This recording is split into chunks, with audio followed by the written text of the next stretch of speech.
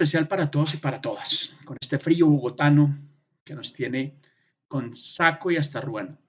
Hoy vamos a hablar de un tema que había de pronto dejado de hacer charlas hace unos años, pero que siempre me ha motivado mucho y es el tema del cerebro, del cómo pensar y cómo volvernos exitosos. De hecho, hay un concepto que había desarrollado hace unos años que lo llamé arquitectura personal y de los cuales dicté muchos talleres y ayudé a muchas personas a ser exitosas utilizando ese marco de trabajo. Ahora voy a hablar del cerebro en particular y voy a involucrar o he estado involucrando todo el concepto de diseño de arquitectura empresarial que vengo desarrollando desde hace muchos años en empresas públicas y privadas en asesorías. Y desarrollé un diagrama, un diseño de lo que he bautizado la arquitectura empresarial del cerebro que quiero compartir con ustedes hoy. Y quiero arrancar esta charla con dos preguntas. ¿Somos realmente racionales o somos irracionales? ¿Existe realmente libre albedrío en las decisiones que tomamos y hacemos los seres humanos? Es una pregunta que quiero hoy empezar a discutir y un poco al final de pronto que ustedes mismos lleguen a unas conclusiones. Pero quiero contar un poco la historia de dónde nace esto. Esto nace ya hace más de 30 años cuando alguien me regaló este libro, un gran amigo me regaló este libro, Gabriel Saldarriaga, y me lo entregó y me dijo, mira este libro tan interesante, a usted que le gustan tanto estos temas. Yo le dije, pero aprender a pensar, ¿cómo así? Si yo sé pensar, se supone que eso es lo que hago de manera natural y eso es lo que hago bastante bien. Y resulta que cuando empecé a leer el libro me di cuenta que realmente no sabía leer, no sabía, perdón, pensar. Y que ese libro empezó a marcarme esa preocupación por el aprender a pensar mejor. De hecho, este señor Eduardo de Bono tiene una técnica que se llama los 6 sombreros para pensar, de Eduardo de Bono, y yo me certifiqué con el Instituto de Bono para esa técnica y desarrollé muchos talleres y muchas prácticas y muchos desarrollos a partir de los 6 sombreros para pensar, y de ahí salió incluso lo que les mencionaba hace un rato de la arquitectura personal. Yo no he dejado ese trabajo de un lado, siempre me he inquietado y siempre he practicado conmigo y cómo pensar mejor y considero que soy una persona exitosa y sobre todo más que exitosa, feliz y tranquila. Pero en el último año me llegaron unos libros y llegué a unos libros muy interesantes. Robert Sapolsky. De él leí un artículo de la BBC que decía no existe libre albedrío. Esto es un neurocientífico que ha un poco generado una gran polémica alrededor de su artículo que dice el libre albedrío no existe. Los seres humanos no tenemos la capacidad de decidir sobre lo que hacemos. Y pues tiene una teoría bastante interesante al respecto y una demostración de por qué realmente no existe libre albedrío. Y tiene este libro, que además el título me parece perfectamente escogido, Decidido. ¿Decidido por quién? ¿Por mí? ¿O decidido por la naturaleza? ¿O decidido por Dios para aquellos que creen en Dios? ¿Quién realmente decide? ¿Nosotros? ¿Es verdad que existe el libre albedrío? Según este señor no existe el libre albedrío. Comparto mucho lo que él dice, pero creo que sí tenemos un poquito de control de algunas cosas. Es cierto que un gran porcentaje de nuestras decisiones no las decidimos nosotros, pero sí tenemos por lo menos control de algunas cosas, pienso yo. Y pues para contrarrestar esto me llegó este otro libro, Pensar con Claridad, que definitivamente me propone una metodología para lograr empezar a controlar algunas de esas decisiones y llegar a tener una vida feliz y tranquila, como les decía hace un momento. Pero además me llegó este libro, que es una novela bien interesante, de No Matarás, que este libro realmente es bien interesante, porque es de un tema del cual todas las veces que yo le pregunto a alguien, ¿usted mataría a alguien? Todo el mundo me dice, jamás, yo nunca mataría a alguien. Y alguna vez en una serie de Netflix de una persona que asesinó a su esposa y que después se convirtió dentro de la cárcel en un consultor para detectar asesinos en serie, dijo una frase que me impactó en esa serie que decía, lo único que uno necesita para matar a alguien es un mal momento. Y este libro me lo corrobora, es un libro bastante interesante y también nació de un artículo de la BBC de día que decía en ese artículo de la BBC, si fuéramos conscientes de las posibles consecuencias de nuestros actos, no saldríamos de la cama. Y me impactó esa frase porque es cierto. Y yo leyendo un poco la referencia del libro y después leyéndolo, me pareció mejor aún. Y la referencia dice, Alejandra, una adolescente frívola, vive en un fraccionamiento de clase alta. Su vida se ve afectada por el abandono de su madre y la dureza de un padre estricto. Es muy cercana a Vicky, su nana, quien para ella es parte de la familia y que padece epilepsia por la que casi no sale de los límites de la casa. Una tarde sus vidas cambian por completo cuando Juan Pablo, el lavacoches intenta violar a Vicky. ¿Qué creen ustedes que pasa?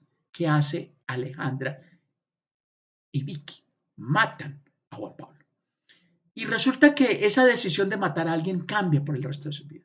Entonces, volviendo a cuando alguien me dice es que yo no mataría a nadie jamás en la vida, ese jamás de verdad es imposible de lograr. Porque si a mí me colocan en un contexto particular, en una situación particular, yo instintivamente, no decisoriamente, sino instintivamente mataría a alguien. Y para rematar en temas de libros que me han inspirado a hacer este trabajo y compartirlo con ustedes, está este libro del señor Byung-Chul Han, un filósofo coreano que vive en Alemania, radicado y nacionalizado alemán, que ha escrito mucho, sobre todo, él es el dueño y creador de un concepto que se llama la era del cansancio, y es un poco el crítico hacia la productividad, hacia ese reto de la productividad y hacia el mundo digital, hacia donde nos ha llevado.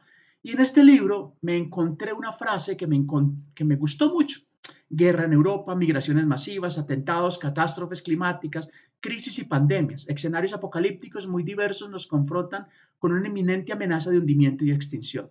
Y mientras tanto, vamos viviendo de catástrofe en catástrofe. Nuestra verdadera vida se asfixia y se ve reducida a una pura supervivencia. Y resalto la palabra pura supervivencia, porque yo siento que estamos viviendo así, en pura supervivencia. Y cuando andamos en pura supervivencia, el cerebro que actúa es el cerebro reptil. Ahorita explico qué es eso del cerebro reptil. Y ese cerebro reptil solo actúa por instinto. Y el instinto básico del cerebro reptil es huir o atacar. Y yo siento que cada día la gente está más agresiva y ataca más. Lo veo en el Transmilenio, en la calle, en el taxi que coloco, en la conducción del vehículo. Cada día siento que la gente está más agresiva. Y que lo que soñábamos con la pandemia, que nos íbamos a volver más solidarios, creo que no se logró, porque precisamente han ocurrido una serie de eventos adicionales que han logrado llevarnos a estar en ese modo de supervivencia. Y en ese modo de supervivencia, el racionamiento o lo racional o el libre albedrío no existe. Todo esto para concluir de ese trabajo es que nuestra mente nos engaña. Y la idea es tratar de que nos engañe menos. Y ese es el trabajo que yo quiero, enseñar y mostrar lo que he venido desarrollando para lograr tratar de que cada vez nos engañe menos nuestra mente. No lo vamos a lograr al 100%, eso van a pasar miles de años antes de que el ser humano logre que el cerebro no lo engañe. Pero yo sí creo que sí podemos entrenar muchas cosas y eso es lo que quiero mostrar de mi trabajo. Entonces yo quiero, antes de empezar a hablar y continuar un poco con ese trabajo que vengo haciendo, que piensen 2 minutos en alguna decisión que hayan tomado y que usted considera que la tomó de forma automática o inconsciente. Pero que piense una decisión de hoy, una decisión de ayer, una decisión de hace una semana, una decisión de hace un mes. Y quiero que encuentre esa decisión en donde usted realmente se dé cuenta que la tomó sin libre albedrío, que la tomó de manera automática, que la tomó de manera inconsciente. Y estoy seguro que va a encontrar uno. Piense en 2 minutos.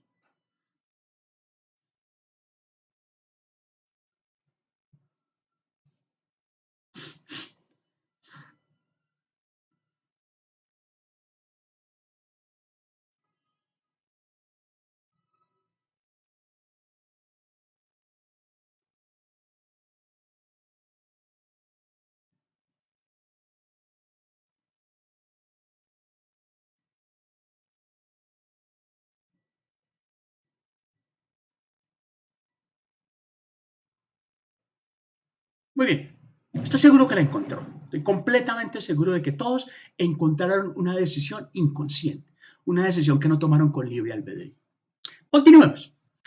Entonces, cuando yo digo yo pienso, realmente me parece demasiado ególatra decir yo pienso. ¿Será que estamos seguros de que realmente yo tengo el control de lo que pienso? Hay cifras que dicen que en el 95% de los casos no es así, que realmente solo el 5% de nuestras decisiones son conscientes y que el 95% son completamente inconscientes o irracionales. Es que decir la palabra yo pienso es como equivalente a decir yo digiero el almuerzo. ¿Será que yo tengo el control de decir cómo digerir el almuerzo? Oiga, ¿sabe qué, señor estómago? Estas harinas digiéramelas de esta manera para que no me engorde. Y esto que si es proteína, digiéramelo de esta manera para que yo pueda entonces tener más proteína, más musculatura. No, el cuerpo humano decide cómo digiere la comida. O yo circulo mi sangre. ¿Sabe que necesito que me bombee un poquito más de sangre al corazón porque necesito hacer una tarea y necesito correr con mayor eficiencia? De pronto ayudamos un poco con la respiración, pero tener control no. Es decir, yo pienso, me parece demasiado egoísta el creer que somos capaces de decidir qué pensamos o qué pensamientos vienen a nuestra cabeza. Esto nace un poco de este libro que lo leí alguna vez y que pues encontré esa frase ahí interesante. Entonces el cerebro realmente lo consideramos una parte muy sofisticada y vivimos muy orgullosos del cerebro y decimos que es lo más perfecto. Pero desde el punto de vista evolutivo, según este señor Edward Punset, y comparto esa percepción, realmente es el subproducto más imperfecto de la evolución que tenemos en el cuerpo humano. Y Eduardo Punset, para los que no sepan, es una persona que durante más de 20 años se dedicó a investigar y a relatar todas las investigaciones sobre el cerebro. Tenía un programa en televisión española muy bonito sobre el cerebro y tiene varios libros. Yo seguí todos los capítulos de esa serie donde iba por todos los laboratorios de investigación del cerebro y sacó muchos productos interesantes, muchas series interesantes y libros, varios en particular, y básicamente un poco la conclusión de él es que realmente es el subproducto más imperfecto de la evolución. Y voy a contar por qué razón.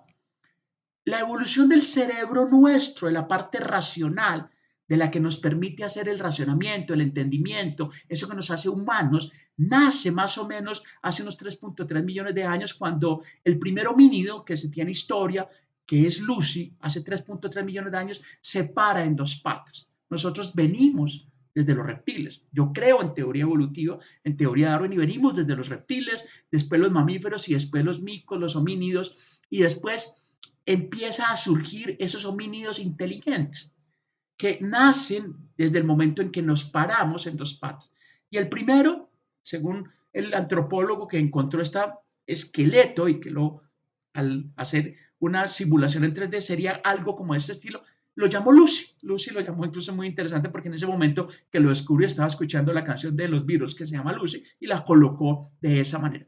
Hay incluso dicen que han encontrado de más de años, pero no importa. 3.3 millones de años es una buena etapa. Y de ahí empieza a formarse este pedazo de acá que se llama la corteza frontal o el neocortes o corteza prefrontal, que es el que nos da ese raciocinio, que nos da esa capacidad de raciocinio.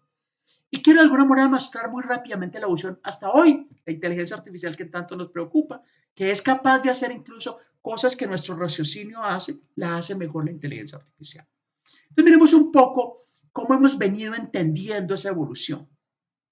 Inicialmente desde una perspectiva de la fe, inicialmente con Platón cuando hace la separación entre cuerpo y alma. Existe una parte que es el cuerpo físico y el alma que está completamente desconectada.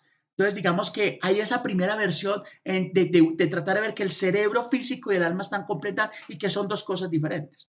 Hay quien dice, no, son realmente dos cosas interrelacionadas. O realmente todo es físico o realmente todo es energía. Entonces, digamos que hay varias implicaciones de esa relación entre físico y entre el pensamiento que me llega. ¿Cómo es que yo toco algo y tengo esa sensación de materia en mi cabeza? O a mí me llegan unos fotones del exterior y yo veo la imagen. O a mí me llega una onda del exterior y yo siento o escucho el sonido. Esas son capacidades que hemos venido desarrollando en nuestro cerebro. Después viene otra forma de entender esa parte del cerebro en el concepto del consciente y el inconsciente de Freud. La neurociencia lleva trabajando mucho en tratar de entender el cerebro. Hay desde la parte psicológica el tema de las emociones. Y decimos, el ser humano es un ser emocional. Y las emociones nos dirigen, nos controlan, nos gestionan. O el cerebro cuántico, todo es energía. Y ahí tenemos a un personaje muy interesante, Joe Dispenza, con el cerebro cuántico y un libro, Deja de ser tú.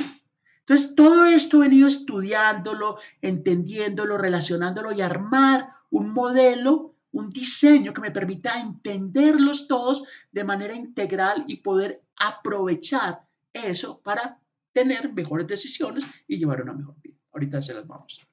Pero veamos un parte de la parte física, que me parece muy interesante entender.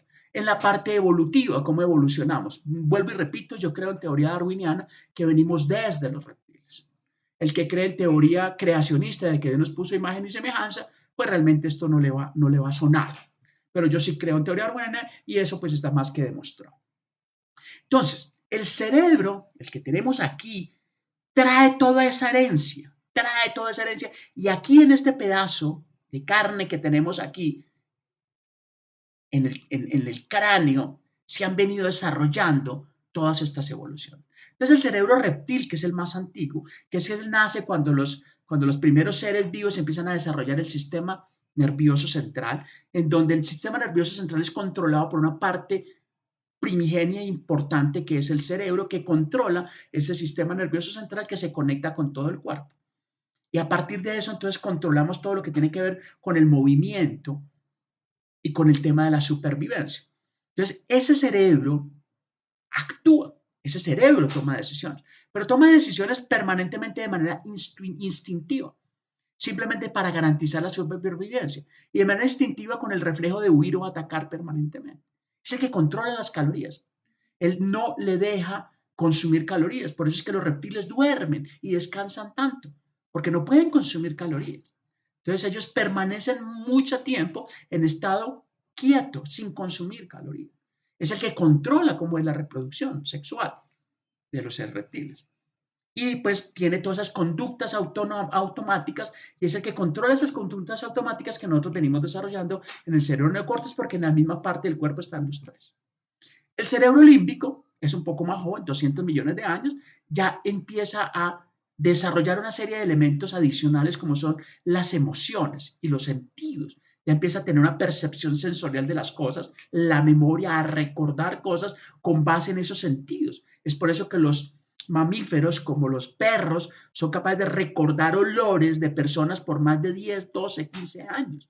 Y después de que los ven 12 o 15 años, recuerdan el olor y sienten esa emoción y esa alegría o esa atracción por esa persona, ese placer de verlo. Entonces empiezan a sentirse una serie de emociones y eso empieza a memorizarse.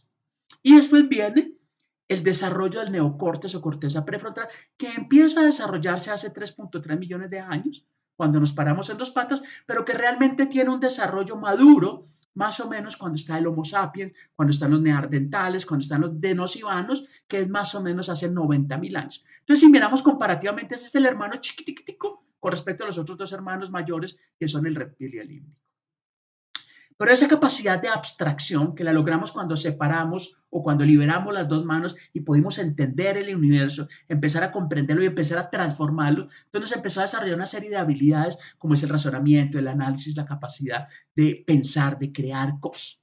Ese es el cerebro neocortes o corteza prefrontal, que es el que nos da la posibilidad de elegir. Y por eso a ese lo llamamos, o a eso, o la habilidad en general llamamos inteligencia también. Y la palabra inteligencia viene del latín de inter, entre, eligere y escoger. ¿Listo?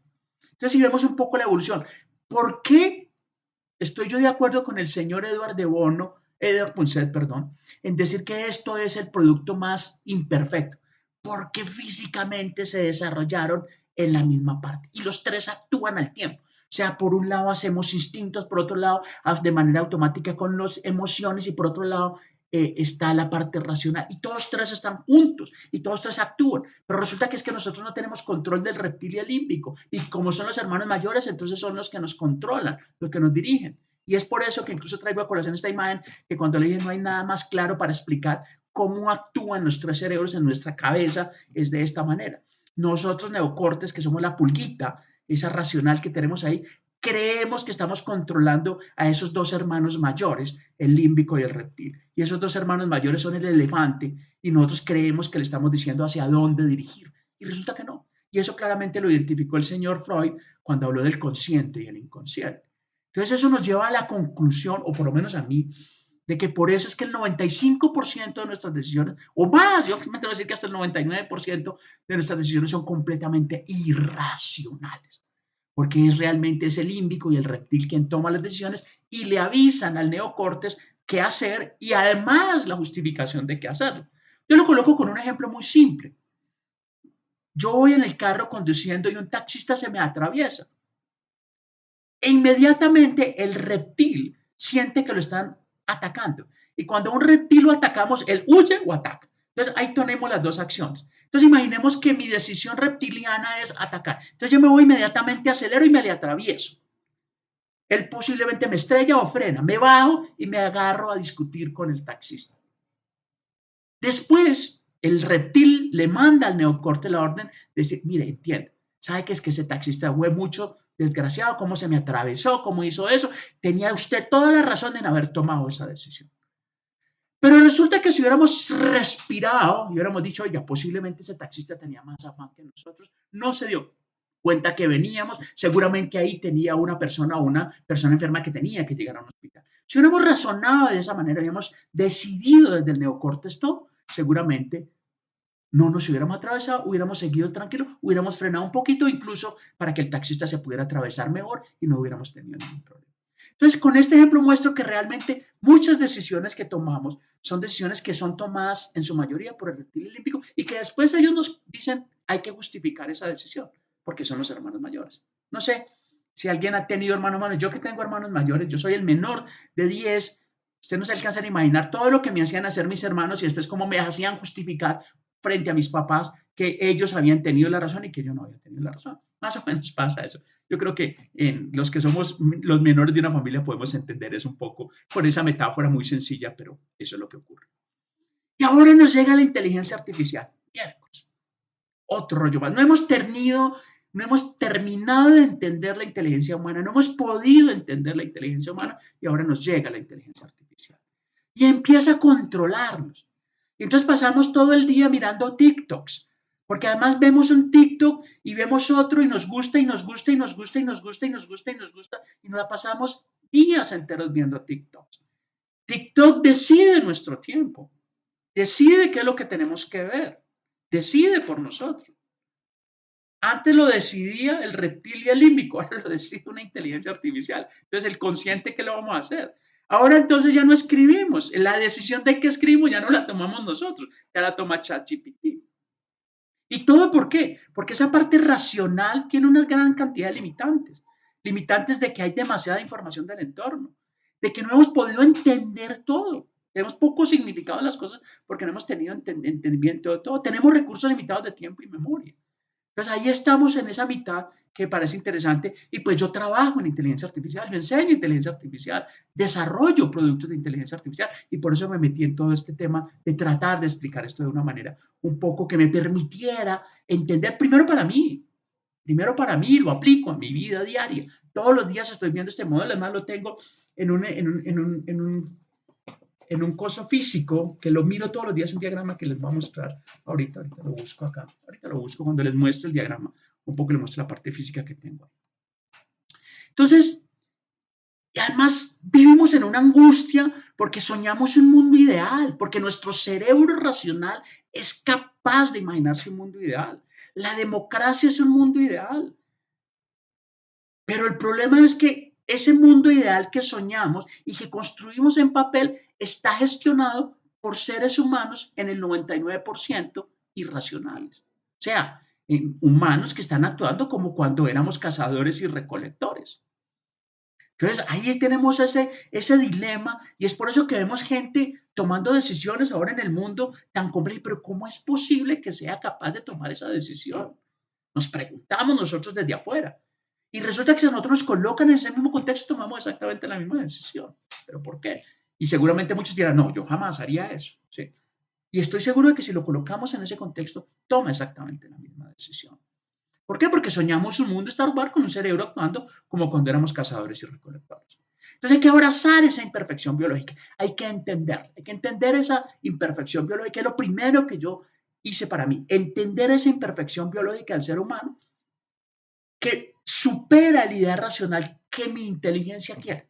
Entonces, cuando yo entendí la imperfección biológica, entonces aprendí a ser más humano. Oh, miércoles me quité un peso de encima, porque aprendí a ser más humano, aprendí a entender que soy imperfecto, pero que puedo además, al entender esa imperfección, de alguna manera gestionar.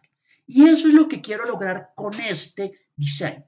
¿Y por qué le metí arquitectura empresarial? Porque dije, me parece que es una forma interesante de entender. Yo leo libros que hablan sobre las emociones, la neurociencia, que entrene por aquí, que entrene por allá. Yo digo, ¿cómo logro juntar todo? ¿Cómo logro juntar todo? Pues qué mejor algo que yo hago en una organización, la arquitectura empresarial. Eso llevo haciéndolo hace 20 años en las empresas. ¿Y por qué no lo aplico a mí? Y le cuento lo que pasó hace unos años con la arquitectura personal. Ahora, ¿por qué no lo aplico a esa capacidad que es la capacidad cognitiva? porque yo ahora hago arquitectura empresarial basado en capacidades. Entonces, esa capacidad cognitiva, ¿por qué no la entiendo? Y lo que les decía, yo ando con mi dibujito en mi, incluso aquí, la muestro rápidamente, yo ando con él aquí y permanentemente lo miro. Ay, qué pena, lo mostré al revés. Y permanentemente lo miro y yo digo, yo lo que hice fue por aquí, actué por aquí, hice esto por acá. Y voy a explicárselos de manera gruesa cómo es que he entendido la cosa desde arquitectura empresarial. De pronto, los que han visto y los que saben un poco de arquitectura empresarial me pueden entender mejor, pero incluso ni siquiera los que saben arquitectura empresarial. Este es el orden en el que yo debo entender las cosas. Y de hecho, incluso eso lo aprendí a mis hijos. Lo primero que un niño aprende a preguntar cuando tiene 5 o 6 años es ¿por qué? ¿Por qué de las cosas? Entonces, ¿por qué existo? ¿Por qué existo como ser humano? ¿Qué es lo que hace que yo exista como ser humano? Entonces, claramente, pues un poco desde la perspectiva evolutiva, a mí me pusieron como una especie más de la especie del universo, que yo debo ir en consonancia con el resto de las especies y con el resto del universo, pero me dieron esa capacidad de supervivencia y me dieron esa capacidad cognitiva en la evolución para que en teoría yo pudiera ser una especie con una posibilidad más de supervivencia que el resto de las especies. Que a la final, en ese proceso cognitivo creativo que yo sé hacer gracias a esa capacidad, yo digo, no, en el fondo lo que yo quiero es crear o llevar, que mi propuesta de valor como ser humano es llevar una vida libre, feliz y tranquila. Y esa es mi propuesta de valor. Y creo que, espero que todos la compartan. Pero esa capacidad cognitiva que me dieron de ese neocórtex o corteza prefrontal, pues me permite aprender, me permite percibir el universo, me permite ser consciente de algunas cosas, me permite memorizar, me permite abstraer, me permite el lenguaje para poderme comunicar con ustedes, el razonamiento y la creatividad. Este es el qué.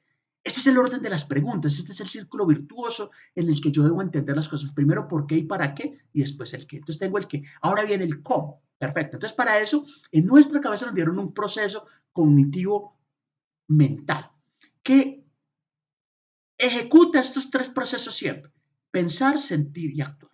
Nosotros pensamos, después sentimos y después actuamos. ¿Qué pasa? Que esto lo hacemos de un solo chorro, de un solo viaje.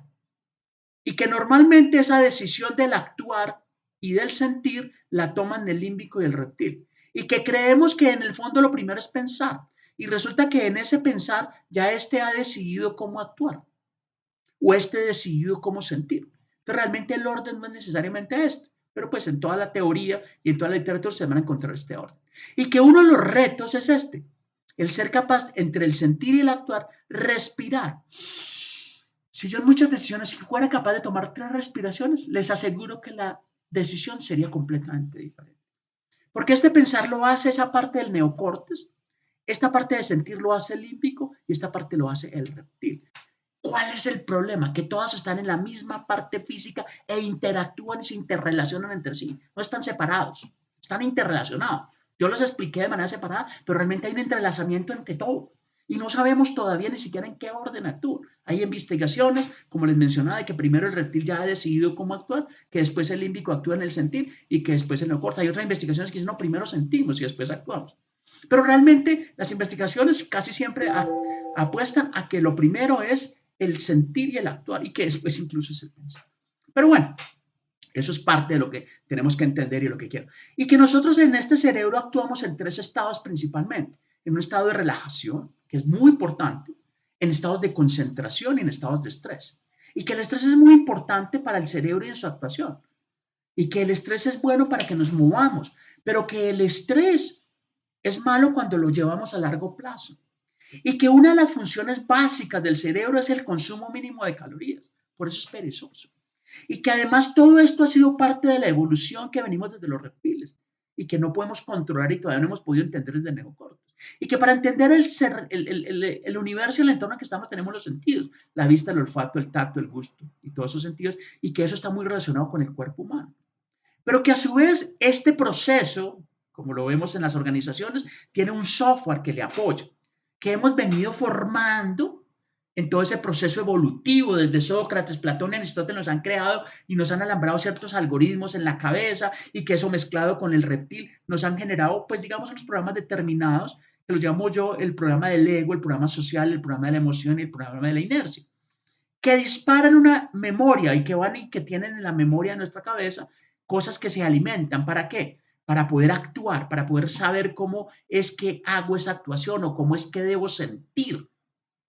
Porque es que el sentir también es aprendido, como lo hacemos hoy los seres humanos. Y que es proceso de esto. Y tenemos unas emociones como es la tristeza, el miedo, el asco, la sorpresa, la rabia, la alegría, que son las emociones básicas. Y si ya vieron intensamente, les recomiendo que se la vean para que entiendan estas emociones básicas del ser humano y que aquí tenemos mucho más emoción. Pero por ahora voy a sentarme en esas emociones básicas.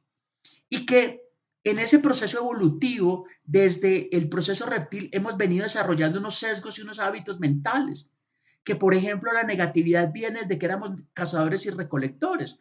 El cazador y recolector cuando estaba en el monte, lo primero que tenía que pensar es en algo negativo, porque escuchaba un ruido y no podía decir, ese es el aire que está tocando las flores o los árboles. No, ese es el tigre diente de sable que me va a comer, corra. Entonces, lo primero que aprendimos a que nos llegara de pensamientos a la cabeza lo negativo, porque eso nos permitió garantizar la supervivencia, que hoy ya no es tan importante. Y ahí inventaría más o menos unos 128 sesgos mentales y hábitos que venimos heredados, que no controlamos y que ni siquiera sabemos cuándo los aprendimos, que los heredamos por lo social o por el proceso evolutivo.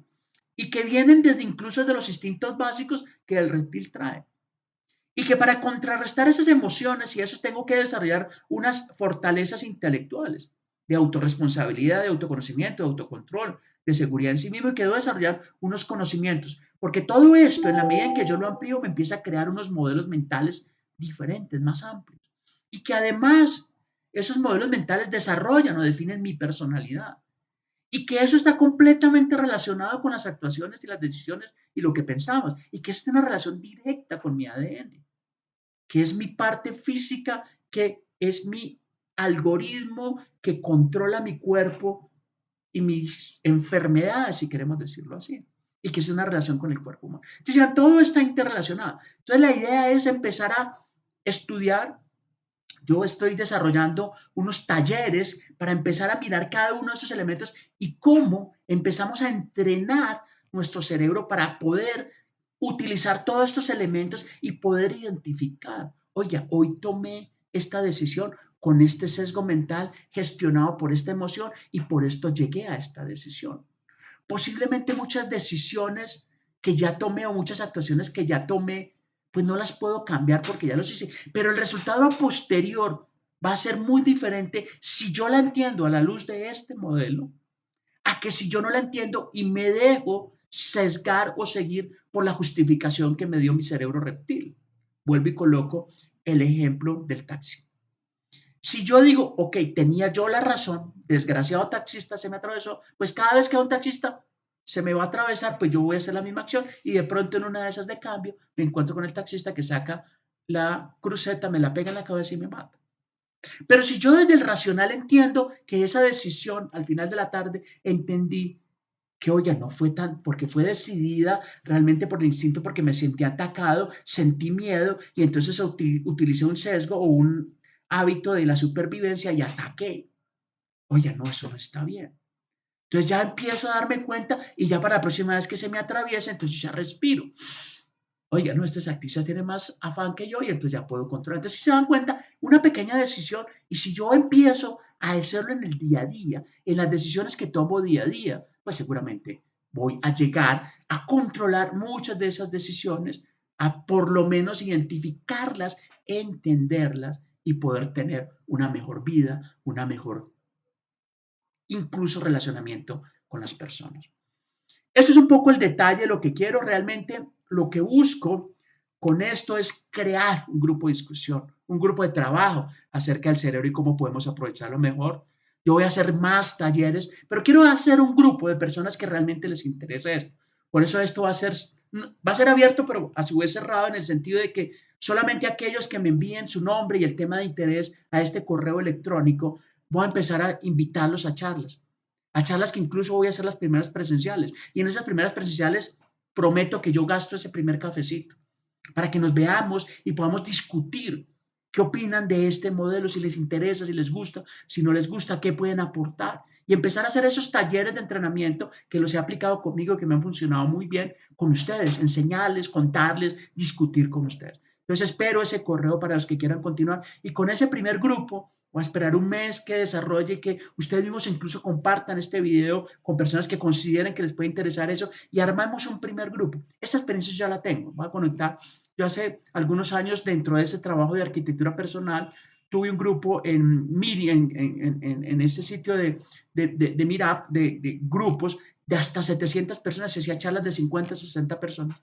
Y me acuerdo de una charla que dije ahí que me pareció muy interesante y que me impactó porque, bueno, la charla primero se llamaba Sufrir es una decisión. Y con mi modelo demuestro que el sufrir es una decisión. Y hago la charla y escribo a una persona muy humilde. Digo, digo porque parecía muy humilde en su vestimenta, una persona de edad, y me levantó la mano. Doctor, yo puedo hablar. Y, pero por supuesto, esa es la idea. Mire, yo les quiero contar mi historia. Yo soy ex guerrillero, yo soy reinsertado. Y eso que usted acaba de decir, tomé la decisión después de que mataron a mi papá, a mi mamá, a mi esposa y a mis hijos. Y me metí a la guerrilla a matar, a tratar de hacer lo mismo de manera de rabia, hasta que un día dije, no más, voy a dejar de sufrir. Decido dejar de sufrir. Y hoy soy una persona tranquila. Gracias. A mí ese día se me aguaron los ojos y a todos los que estábamos ahí. Y me dijo, doctor, yo le puedo, porque además yo llevo libros y les muestro libros. Doctor, ¿usted me regala este libro? Claro, llévese. Y ese día nos impactó a muchos ese tema. Entonces quiero volver a hacer ese grupo ya con este modelo un poco más maduro, porque en ese caso yo trabajaba las cosas de manera aislada. Ahora con este modelo pues lo tengo un poco más maduro, más integral y quiero compartirlo con ustedes. Entonces espero ese correo a todos los que estén interesados.